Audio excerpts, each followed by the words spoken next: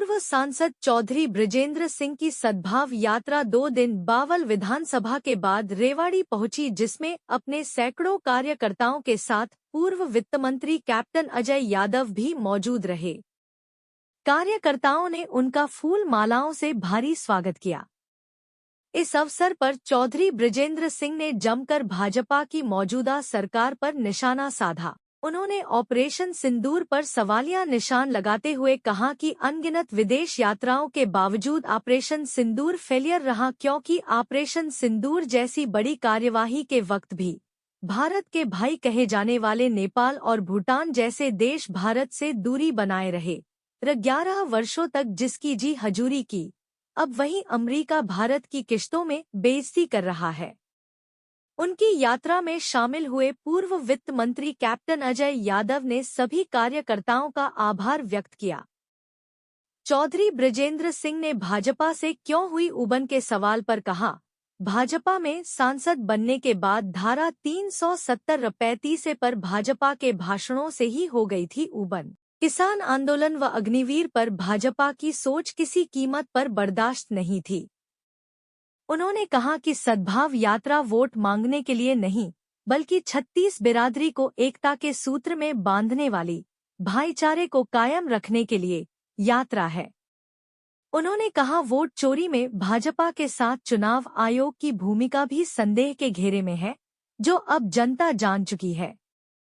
वहीं दूसरी ओर पूर्व वित्त मंत्री कैप्टन अजय यादव ने भी इस यात्रा को जनता तक भाईचारे का संदेश पहुंचाने वाली यात्रा कहा। अब घरों में बैठी युवा पीढ़ी भी सड़कों पर निकलकर यात्रा में शामिल हो रही है। उन्होंने भी वोट चोरी के मुद्दे पर कहा कि ब्राजील की एक महिला द्वारा 22 जगह वोट पोल किया जाना वोट चोरी का मजबूत सबूत है, और जब इनके अपने सपुत्र चिरंजीव राव भी 2024 के चुनाव में लड़े और हार गए, तब भी वोट चोरी होना उजागर हुआ, जो किसी कीमत पर उचित नहीं।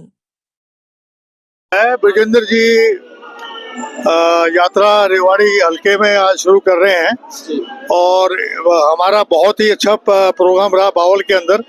तो संदेश एकता का है, भाईचारे का है, और जो सरकार की खामियां हैं उसको भी उजागर कर रहे हैं। जैसे मनरेगा को समाप्त करने का काम कर दिया, 40-60 का रेशो कर दिया, जबकि स्टेट तो ये पैसा दे ही नहीं पाएगा।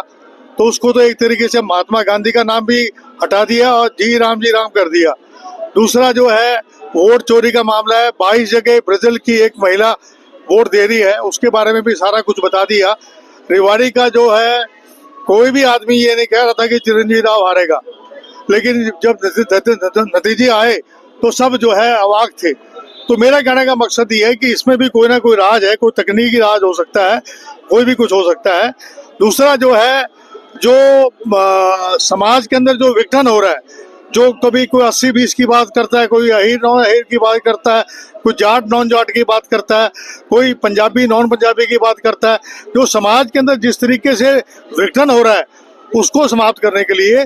और कांग्रेस का जो कार्यकर्ता जो बैठा हुआ था घर में, क्योंकि 1 साल से कांग्रेस में कोई भी बड़ा आंदोलन नहीं हुआ, तो ये जो यात्रा है ये कोई छोटी यात्रा नहीं है। 90 हलकों में जा रहे हैं, हर हलके के अंदर जो है नौजवान जो तैयार होंगे, हमारे साथ चलेंगे, पैदल चलेंगे, तो हमारी जो संस्कृति है कांग्रेस की उसके बारे में पता चलेगा। इस यात्रा का बहुत फर्क असर पड़ेगा, लोगों में एक संदेश जाएगा, शांति का, एकता का, भाईचारे का ये संदेश जाएगा। आज 2 दिन से हम बावल विधानसभा में थे और आज रेवाड़ी विधानसभा का आज शुरुआत है यात्रा की, और कैप्टन साहब का आशीर्वाद है हमारे साथ, और ना सिर्फ आशीर्वाद है, वो पूरी यात्रा में अब तक हमारे साथ चले हैं जब से यात्रा रेवाड़ी जिले में आई है। और जो लोगों से हमें यहाँ प्रेम, स्नेह और यात्रा के प्रति समर्थन मिला है, उसके लिए मैं बावल हल्के का और रेवाड़ी जिले का और सभी साथियों का मैं बहुत आभारी हूँ। देखिए, हरियाणा का जो खास तौर पे जो ग्रामीण अंचल है सारा का सारा, उसका जो पूरा ताना बाना है वो 36 बिरादरी के भाईचारे पे आधारित है, और ये कोई आज का या 100 साल का नहीं है, सदियों से चला आ रहा है। और उसमें अब राजनीतिक अपना ध्येय साधने के लिए उसके अंदर एक दरार पैदा करने का एक प्रयास हो रहा है। हम ये नहीं कहते कि दरार पैदा हो गई, लेकिन प्रयास जरूर हो रहा है। और राजनीतिक तौर पे मैं यदि ये कहूँ कि उनको कुछ हद तक कामयाबी मिली है तो वो भी सही होगा। इसीलिए हम ये मानते हैं कि इस चीज को यदि हमें रोकना है, उसमें कांग्रेस पार्टी की एक अहम भूमिका है। और क्योंकि कांग्रेस ही एक समावेशी पार्टी है जो सबको साथ लेके चलती है, समाज के हर वर्ग की वो बात करती है। वो कहीं 80-20 का जिक्र नहीं करते, वो कहीं 35-1 का जिक्र नहीं करते, वो कहीं दिस वर्सेस दैट का जिक्र नहीं करते। तो इस चीज से हमको बाहर निकलना होगा ताकि हमारी ये जो व्यवस्था है ग्रामीण अंचल की, खासतौर पर छत्तीस बिरादरी वाली, वो बनी रहे और उसको मजबूती मिले। मोटे तौर पे यही हमारी यात्रा का उद्देश्य है। नहीं, ये सत्ता की लड़ाई के लिए तो यात्रा है नहीं, अभी तो कोई चुनाव नहीं है, हम कोई वोट मांगने नहीं आए हुए। और शायद इसीलिए ये सही समय था इस तरह की बात लोगों के बीच में लेकर जाने का। यही चीज यदि आप चुनाव से 6 महीने पहले कहेंगे तो लोग कहेंगे तो वोट मांगने आए हुए हैं। नाम समाज का दे रहे हैं, लेकिन मुख्य उद्देश्य तो ऐसा लगता है कि वोट मांगना है। हम इस समय जो निकले हैं वो इसीलिए ये समय चुना गया है कि कम से कम हमारी जो सोच है, हमारी जो एक ये पहल है, ये ईमानदार पहल है जो लोगों को लगे कि ये किसी तरह का राजनीतिक उल्लू साधने के लिए नहीं की गई। देखिए, वोट चोरी को आप सिर्फ इलेक्टोरल रोल में धांधली के रूप में ना देखें। वोट चोरी जो है वो बड़े व्यापक स्तर पे हो रही है। पूरा जो इंस्टीट्यूशनल कैप्चर है, ये इलेक्शन कमीशन जिस प्रकार से बीजेपी का प्रकोष्ठ बन गया लगता है, और उसके अलावा ये सारी चीजें जो हैं, चाहे वो ईवीएम का मुद्दा हो या इलेक्टोरल रोल का मुद्दा हो या टेक्नोलॉजी के माध्यम से लोगों की वोट काटियां बढ़ाई जा सकती हैं वो हो, ये सारी चीजें अब कहीं ना कहीं लोगों के दिमाग में घर करना शुरू कर गई हैं। और उसमें खास तौर पर जो इलेक्शन कमीशन की भूमिका रही है, उससे सारी की सारी जो आपकी लोकतांत्रिक व्यवस्था है वो ऐसा लगता है कि संदिग्ध हो गई हो जैसे। तो क्योंकि इलेक्शन कमीशन उस तरह से बर्ताव नहीं कर रहा जैसा एक संवैधानिक संस्था को करना चाहिए था।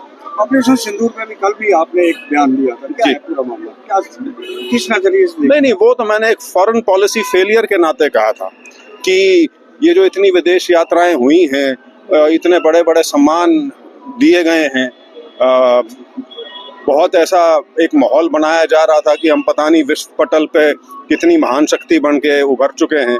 लेकिन जब ऑपरेशन सिंदूर हुआ उस समय एक भी देश दुनिया का हमारे साथ खड़ा नहीं मिला, एक भी देश। मैं खास तौर पर जिक्र करूंगा नेपाल और भूटान का, क्योंकि वो हमारे भाई हैं। वो भी हमारे साथ उस तरह से नहीं खड़े हुए जिस तरह से आप समय की उस घड़ी में उम्मीद रखते हैं।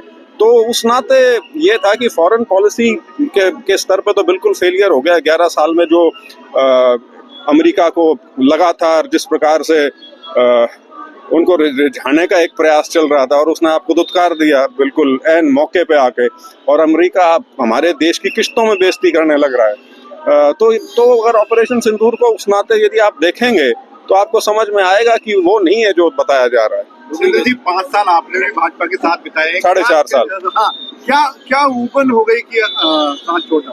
नहीं, मेरी ऊपन तो बहुत पहले से शुरू हो गई थी, लेकिन जब आप पार्टी में होते हैं और नए नए सांसद बन के पहली बार जाएं तो ठीक है, समय लगता है। लेकिन मैं जब सांसद बना तुरंत उसके बाद 370 और 35A वाला मुद्दा आ गया था।